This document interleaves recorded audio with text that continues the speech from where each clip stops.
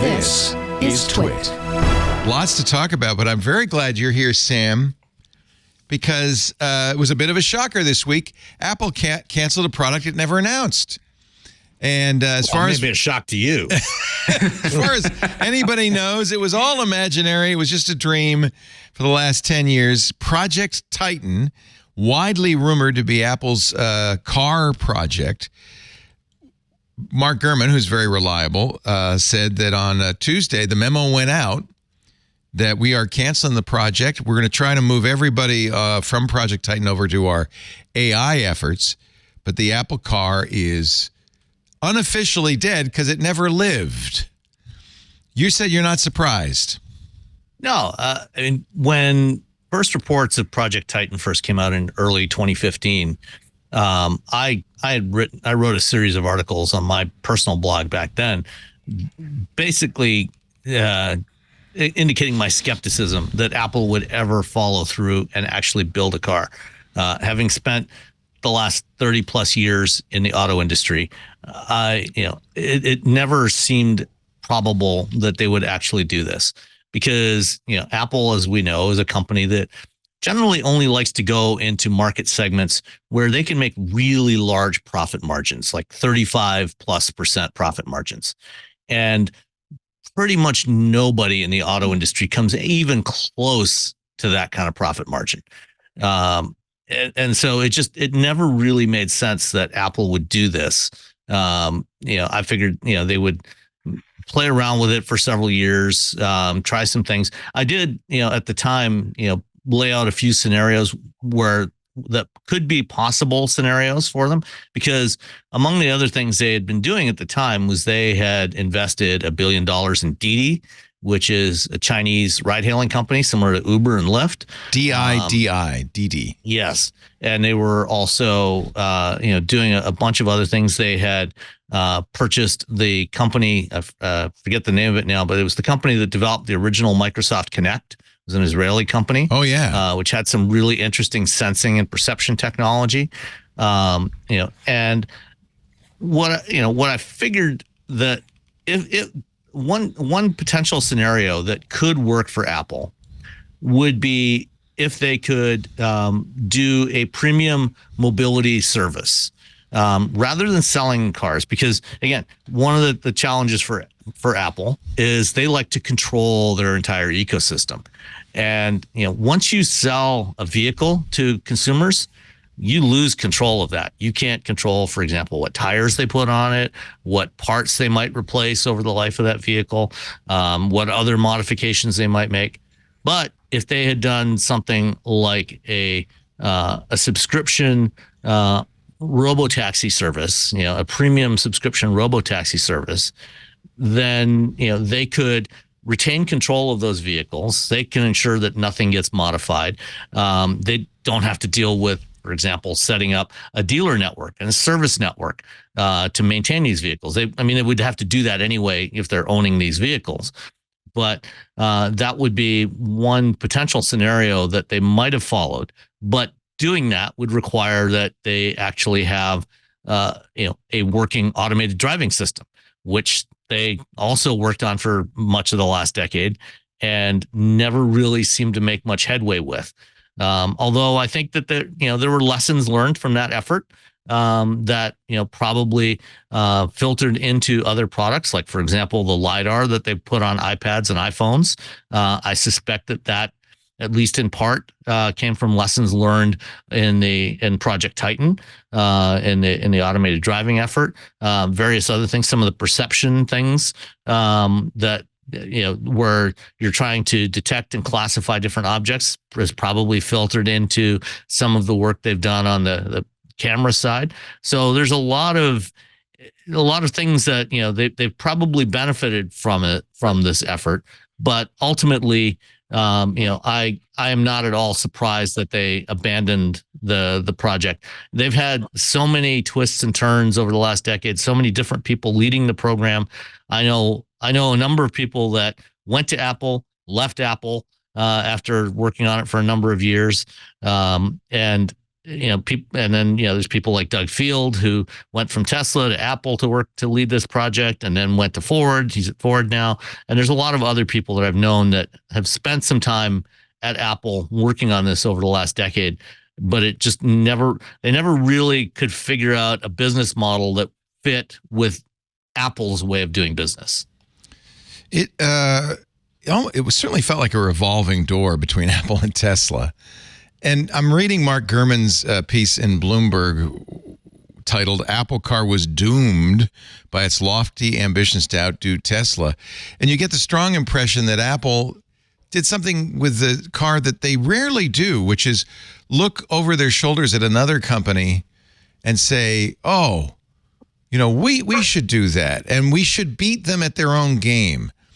And that doesn't seem like that's going to end well, especially against Tesla. Tesla really is dominant in this market. Gurman says they had two schools of thought 10 years ago, roughly, when they started this.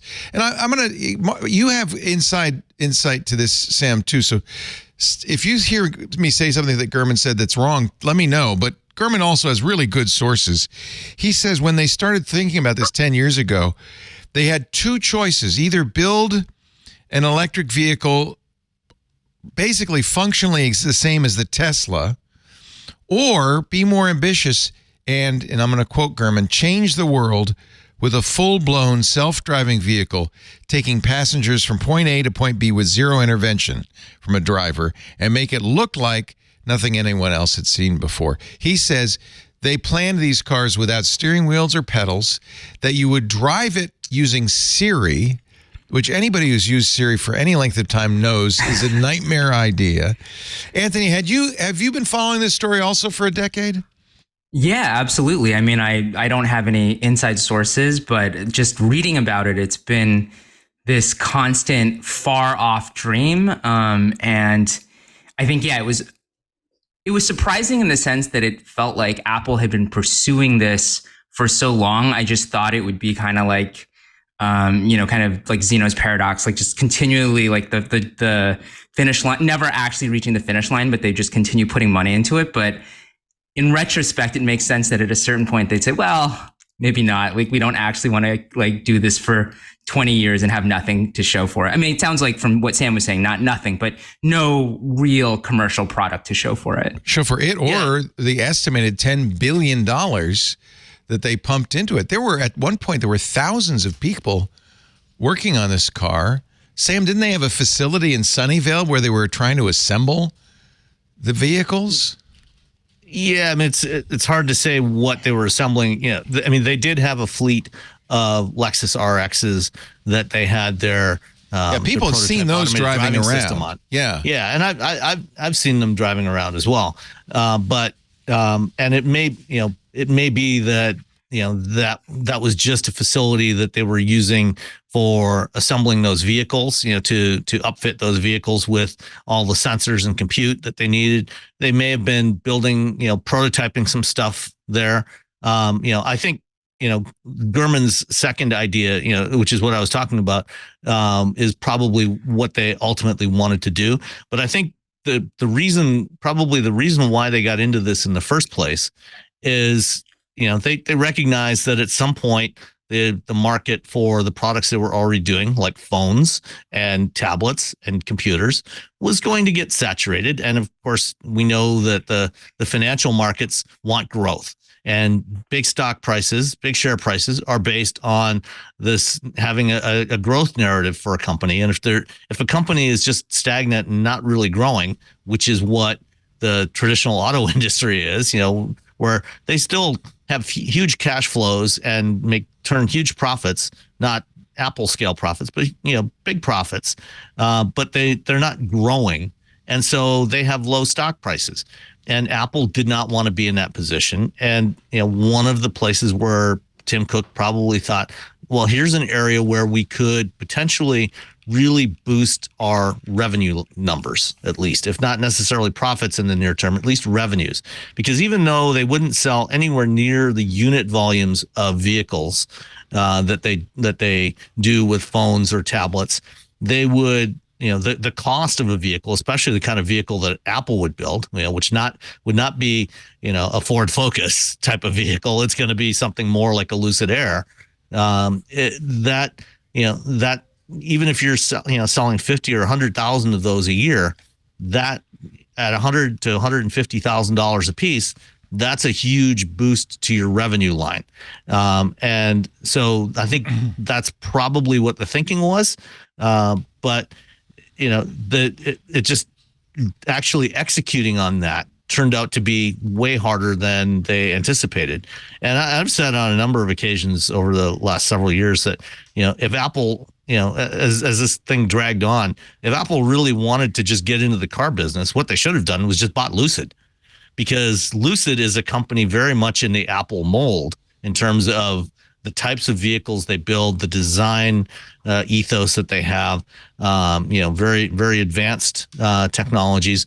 And of course, Lucid's head of software is a guy named Mike Bell, who was formerly at Apple. So I think, that's what they probably should have done if they wanted to continue that down this path. And Apple, could have taken what Lucid is already doing and take the expertise that Apple has in supply chain management, for example, and really addressed some of the big problems that Lucid has, which has been, as a startup, just dealing with suppliers and getting components and getting better pricing on components. Apple probably could have fixed that and probably could have turned Lucid into a really viable business. But, they decided they wanted to do it all on their own, and now they didn't. They're not. Yeah, according to Gurman, who quotes somebody involved in the decision-making, it was as if Apple had tried to skip all the early iPhone models and jump right to the iPhone 10 instead of just putting a flag in the ground with a good enough car with an Apple user interface, slick Johnny Ive design interior and exterior. By the way, Johnny Ive very involved in the early days of this, we hear. And an iPhone-like buying experience. The company bet everything on the wrong horse, autonomy. How important, Anthony, is it for a company like Apple to have the next big thing on the burner? I mean, Google's kind of, a lot of our big tech companies are kind of in this position right now where they're looking for the next thing.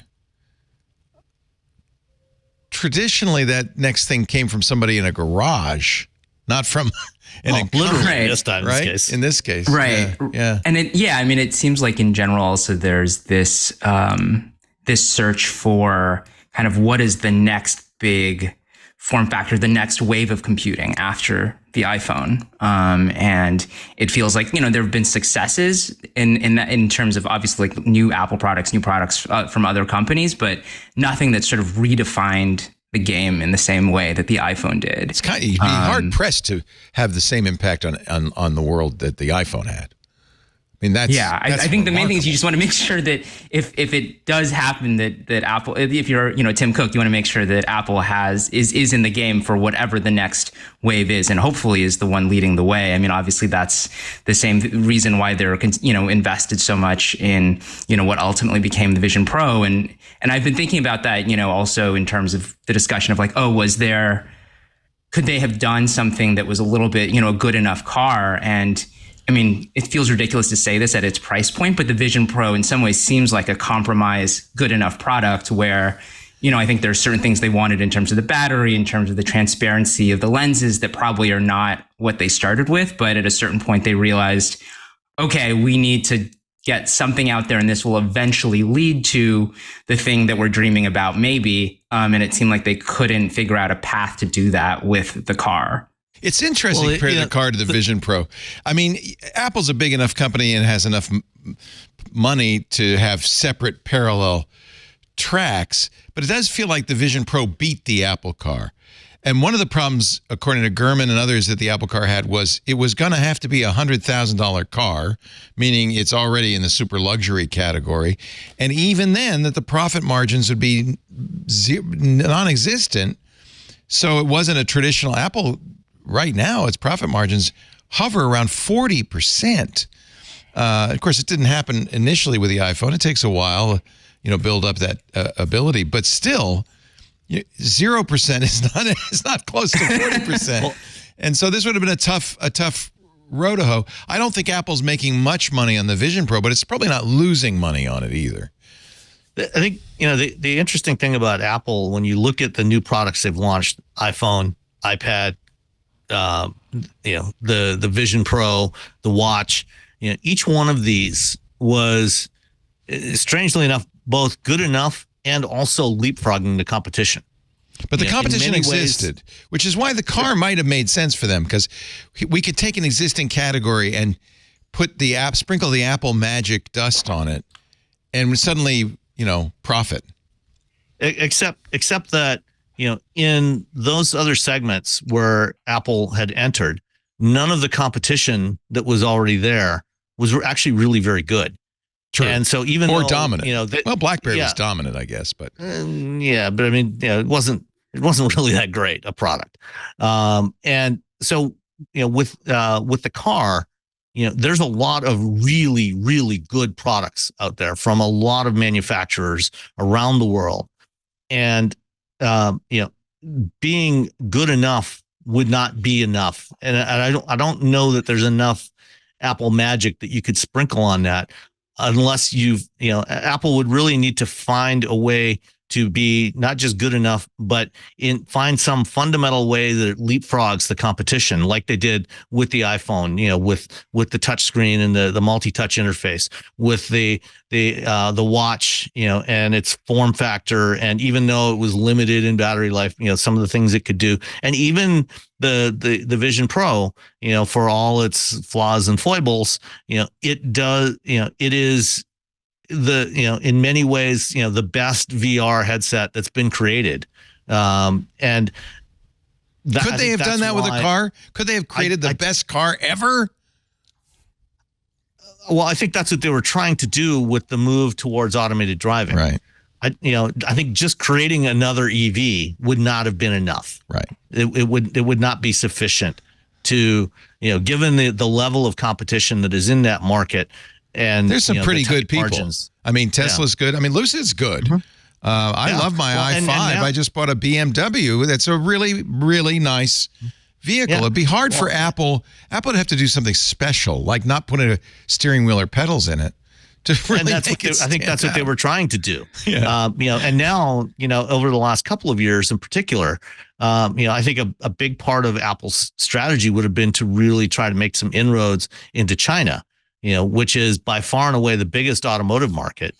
And until a few years ago, foreign brands, had dominated the Chinese market. There were a lot of Chinese brands, but in terms of sales, a significant majority of sales were Western brands, brands from Europe, even from North America.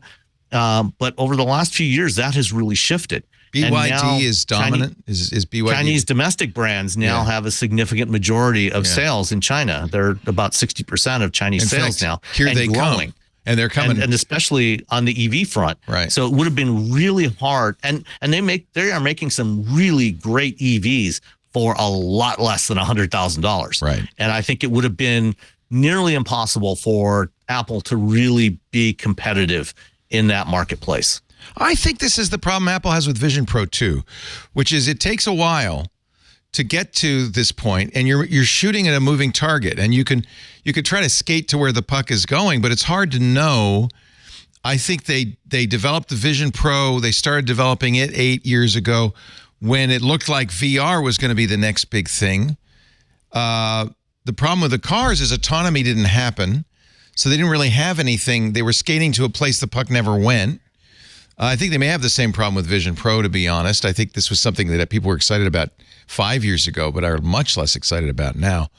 So has Apple lost its mojo, Anthony, or is it too early to say?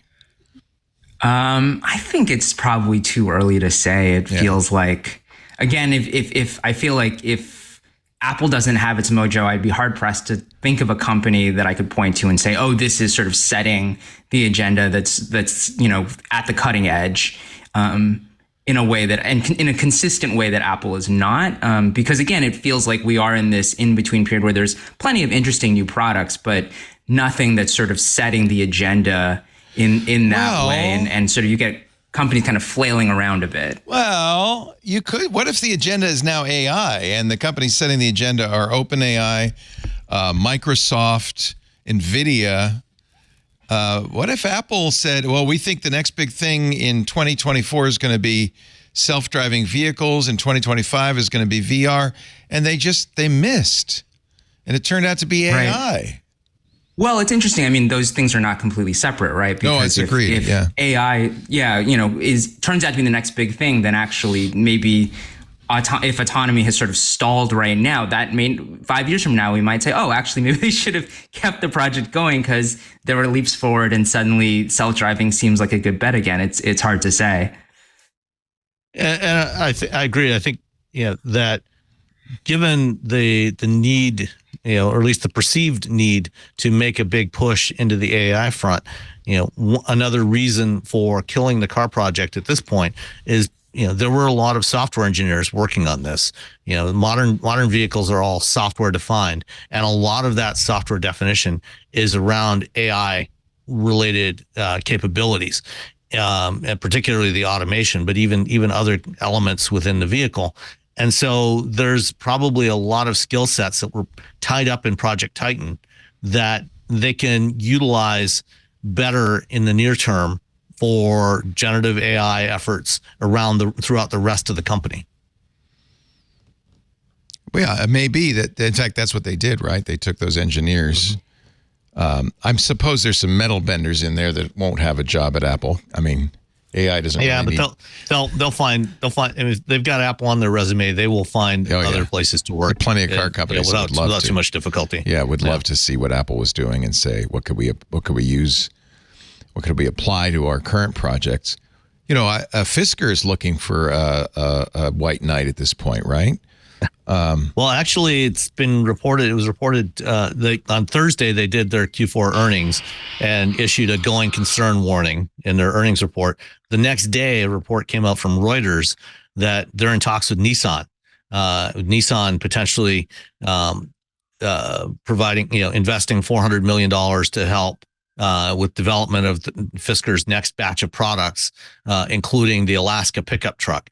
And part of that is Nissan wants to be able to build a Nissan branded version of that truck. They would love to get a midsize electric pickup truck into the marketplace. Yeah, it's hard. I mean, look, I don't think Apple screwed up in any way. It's very hard to predict the future, and in projects like this where it takes years to develop, it's easy to miss the boat. It's clear the car missed the boat.